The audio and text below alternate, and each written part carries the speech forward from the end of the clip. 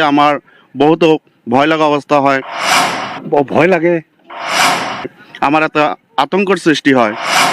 নিমাতীঘাটৰ দুৰ্ঘটনাৰ পিছত বঙাইগাঁও জিলাৰ উত্তৰ অভয়াপুৰী সমষ্টিৰ মাজেৰে বৈ যোৱা আই নদীৰ বৰঘলা কাহিবাৰী পাৰঘাটত বিপদসংকুলভাৱে পাৰ পৰা হোৱাত আতংকিত হৈ পৰিছে অঞ্চলবাসী। স্বাধীনতাৰ পিছৰ পৰাই প্ৰায় লক্ষাধিক লোকে এইদৰে ভূতভূতি নাৱেৰে বিপদসংকুলভাৱে পাৰাপাৰ হৈ আছে। যদিও নাও কিবা কাৰণত দুৰ্ঘটনা সংঘটিত হ'লে কোনো ধৰণৰ যাত্ৰী সুৰক্ষাৰ ব্যৱস্থা নাই। লেচিয়ে পাৰাপাৰ কৰাত অত্যাধিক ভাড়া লোৱাৰ অভিযোগ উত্থাপন হৈছে। হ'বলৈ পইচা দিব লাগে, যোৱা অহা কমচে কম 40 টকা দিব লাগে আমাৰ নিম্নতম। আমাৰ দুখীয়া আৰু সময়মতে আমি অভিযোগ নাপাওঁ, এইটো আমাৰ বেছি প্ৰব্লেম। আনহাতে 2018 চনত প্ৰায় 41 কোটি টকীয়া দলঙৰ কাম সম্পূৰ্ণ হয় যদিও আই নদীৰ গৰাখহনীয়া পূবফালে আৰম্ভ হোৱাত দলংখন নদীৰ মাজভাগতে পৰে। প্ৰশাসনে কোনো গুৰুত্ব নিদিয়াৰ লগতে পূবফালে কেইজনমান লোকে মাটি এৰি নিদিয়াত ভালুকৰ হাঙিত পৰিণত হৈছে 41 কোটি টকীয়া দলংখন। সেয়ে শীঘ্ৰে পূবফালে ৰাস্তা নিৰ্মাণ কৰি বিপদসংকুল যাত্ৰাৰ পৰা ৰক্ষা নকৰিলে পুনৰ নিমাতী পাৰঘাটৰ পুনৰাবৃত্তি হোৱাৰ সম্ভাৱনা আছে।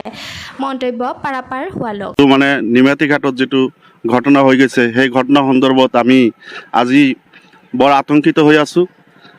যেহেতু আমাৰ এই পাৰঘাটত যেতিয়া আমি অহা যোৱা কৰোঁ, আমাৰ এই নাওখনত যেনেদৰে আমি অজস্ৰ অগণন মানুহৰ মানে যি ভিৰ, সেই ভিৰৰ অৱস্থাত যেতিয়া আমি নাৱত উঠোঁ তেতিয়া আমাৰ বহুতো ভয় লগা অৱস্থা হয়, আমাৰ এটা আতংকৰ সৃষ্টি হয়। আমি কেনেকৈ পাৰ হওঁ আৰু যেতিয়া পাৰ হয় সেই পাৰ হোৱাৰ সময়ত আমাৰ ভিতৰ চৰা খুবেই মানে আতংকিত হৈ থাকে।